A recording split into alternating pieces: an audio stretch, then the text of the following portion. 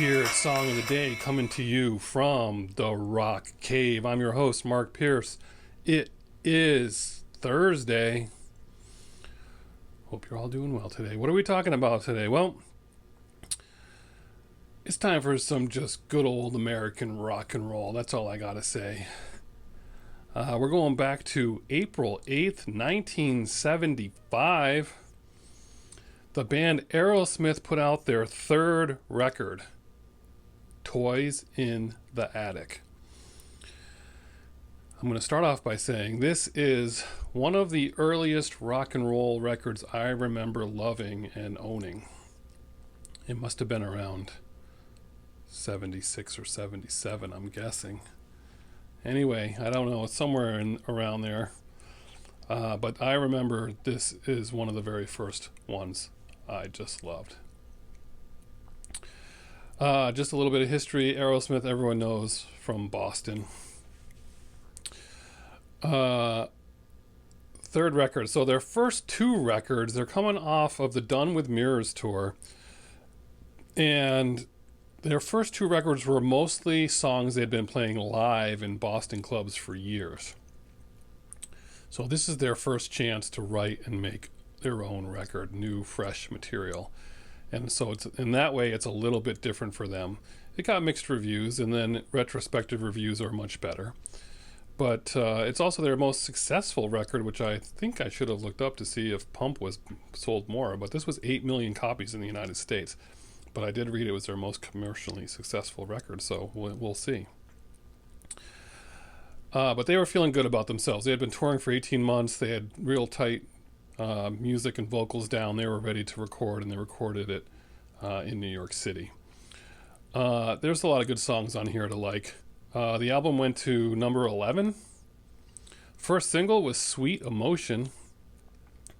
May 19th, 1975. Went to number 36. And then the second single, a few months later, Walk This Way, August 28th, went to number 10.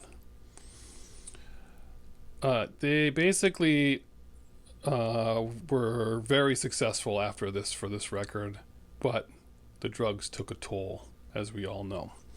But what are the tracks on here? Let's talk about those. Toys in the Attic, of course. Toys in the Attic, reference to being crazy, right?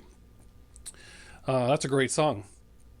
The title track is a great song. I remember just loving that right out of the gate. Uncle Salty. Now, I don't know, does Uncle Salty get any airplay anywhere?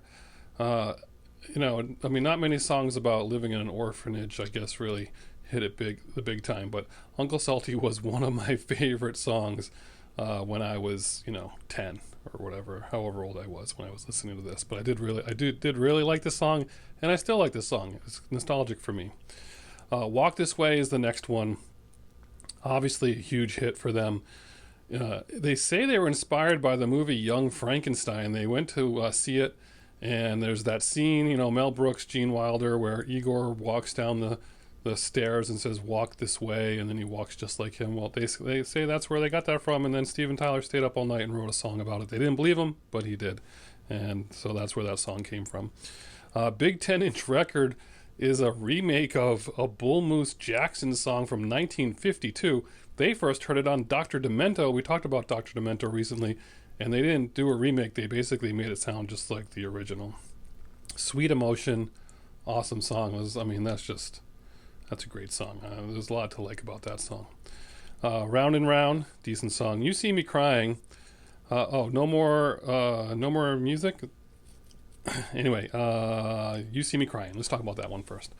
You See Me Crying. So they bring in a full orchestra. This song was a real bear to make. It took so much time. Very complex, lots of work. Everything about it was just a big deal. And the story goes that years later, when they were preparing to come back after their drug problem for the Back in the Saddle tour, which is my first concert, January 6, 1985, Springfield Civic Center, Steven Tyler heard a DJ play this song on the radio, and he was so jazzed about it. He's like, "We should do a cover of that." And Perry was like, "Dude, that's us." Apparently, his drug use was so bad he had memory loss and couldn't remember that Steven Tyler couldn't remember that was even them. That's how bad it was. So that's the story of that record. Uh, the other song on there is No More, No More, by the way. I got that one a little confused.